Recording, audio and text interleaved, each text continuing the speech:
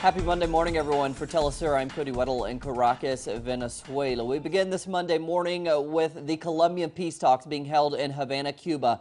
The Revolutionary Armed Forces of Colombia have rejected comments by the Attorney General of Colombia over the alleged forced disappearance of over 2,700 people. When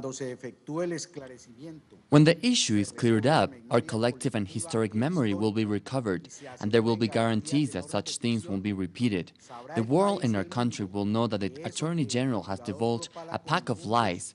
Is nothing more than a distraction to protect those who are truly responsible for the war that Colombia is suffering. And, it might be said, so that the International Penal Court isn't bothered.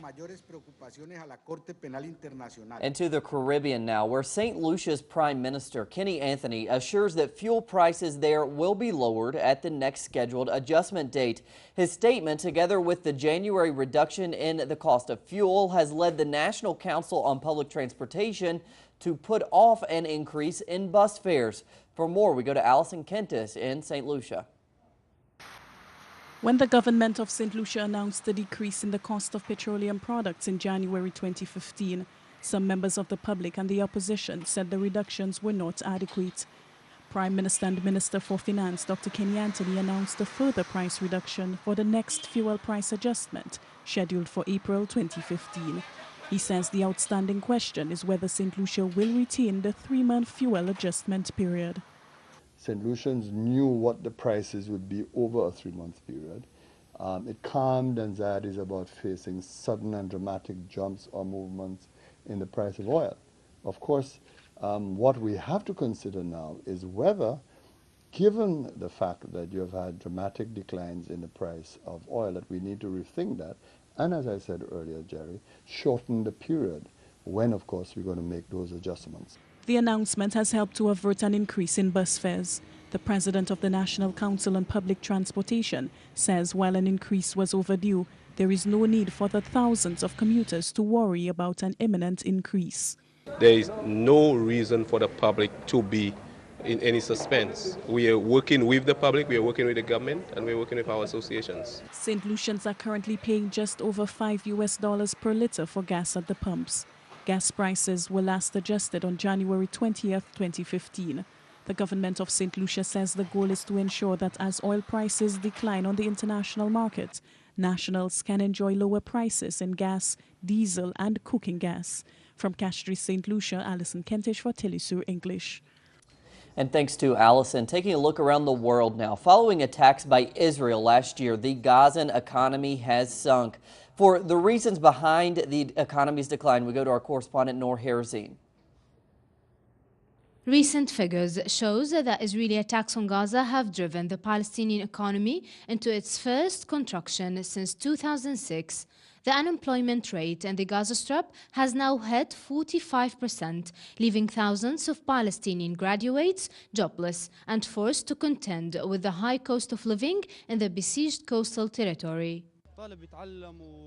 We students have lost hope.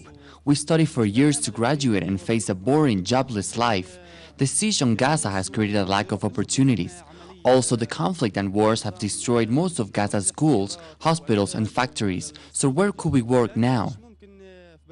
The demolition of smuggling tunnels between Egypt and Gaza, the continuation of Israeli wars and escalations, as well as the continuous siege imposed on the Palestinian enclave, has prevented businessmen from starting up new investments and even maintaining existing businesses, as they have been hit hard by the ongoing ban on virtually all imports and exports. I will graduate this year as a teacher. However, the only thing I think about is how will I be able to leave the Gaza Strip and start again in another country. I am positive that I will not find any opportunity here, so I will work very hard to get a visa and leave. The labor market in Gaza Strip simply cannot currently absorb the thousands of young men and women who graduate into its ranks every year. There are now nearly 150,000 unemployed university graduates desperately looking for work, according to statistics released by the Gazan Labor Ministry. Noor Herzine, teleSUR TV, Gaza. And thanks to Noor for that report. Greek Prime Minister Alexis Tsipras has laid out his party's anti-austerity government program to the new Greek parliament. Now, he made the announcement during his first major speech as leader of the country.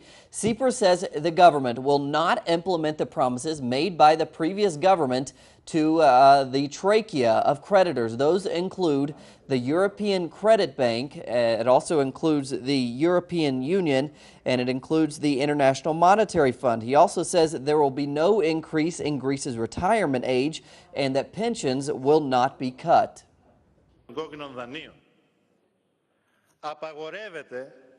Our government's first commitment is that we are not going to implement what the previous Minister of Finance and the previous Prime Minister promised to the partners and the Troika in an infamous email. There will be no increase in retirement age and no reduction of main or auxiliary pensions. Over the weekend, a number of protests around the world continued. That included in the United States, where protesters marched in Oakland against fracking. Protesters called for California Governor Jerry Brown to ban fracking. Participants in the March for Real Climate Leadership, as it was called, held banners with messages including fracking poisons air, water, food, and another one said stop crude by rail in its tracks. Protesters say the oil and gas harvesting process, known as hydraulic fracturing and involving a liquid mix injected into the ground to break shale rock, threatens drinking water and wastewater that is needed during a drought currently affecting the state of California. And in Spain, farmers held a protest in Alcanar by marching through the streets of the town and dumping hundreds of clementines onto the road. The farmers are angry with the Spanish government for not providing sufficient compensation for their surplus stocks of lemons and oranges, which they have failed to sell as a result of the sanctions currently placed on Russia by the European Union. And to Canada for the Freestyle Skiing Moguls World Cup event. There were wins for Hannah Kearney of the USA and local sportsperson Michael Kingsbury.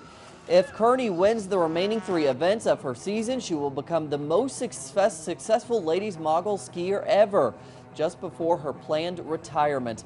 The Moguls World Cup next heads to Tazawaku, Japan on February 28th before finishing the season in Mongy, France on March 15th.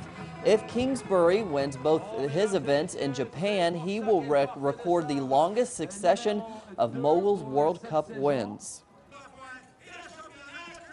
And ending in Venezuela with a weekend concert promoting peace and justice. The country's Internal Affairs Ministry held a free concert titled Love and Hope for Peace and Life. The event took place in Caracas, here in the capital city. Thousands of people enjoyed the music of Venezuelan salsa singer Oscar de Leon. At the end of the event, the Venezuelan government decorated de Leon with the Order of Peace because of his musical career. De Leon committed to continue participating each year in the concert. More on those stories and others at our website, telesurtv.net/English. For teleSUR English, I'm Cody Waddle. Have a great Monday.